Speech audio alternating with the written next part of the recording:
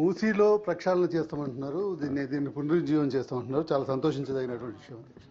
అయితే దీంట్లో బఫర్ జోన్లో కానీ లేకపోతే రివర్ బెడ్లో ఉన్నటువంటి వాటిని నిర్మాణాలను తొలగించేటువంటి ప్రక్రియ చేపడుతుంది. అయితే తొలగించడం అదొక ఎత్తు అయితే ఈరోజు డైరెక్ట్గా రివర్ బెడ్లోనే ఒక పెద్ద నిర్మాణం కొనసాగుతున్నది. నార్సింగి జంక్షన్లో రింగ్ రోడ్ను ఆనుకుని రివర్ బెడ్లోనే నిర్మాణం సాగుతున్నది. నిన్న రాత్రి 12 గంటల సమయంలో నేను ఒక ఫంక్షన్ అటెండ్ అయ్యి రిటర్న్ వస్తున్నాను అధ్యక్ష. రోడ్డు మీద చూస్తే రాత్రి 12 గంటలకు వందలాది మంది లైట్లు పెట్టి వర్క్ చేస్తున్నారు. అది రివర్ బెడ్లోనే ఉంది. ఆ నిర్మాణం రివర్ బెడ్లోనే ఉంది.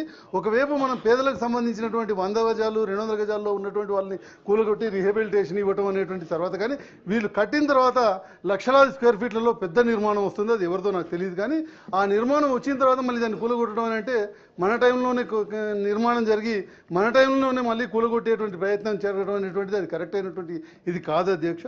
కాబట్టి మంత్రి గారు దాని విషయంలో ప్రభుత్వం దృష్టి చాలా సీరియస్గా తీసుకొని తక్షణమే ఆ నిర్మాణాన్ని ఆపేసి ఆ విధంగా చర్యలు తీసుకోవాల్సిన అవసరం ఉందని నేను కోరుకుంటున్నాను.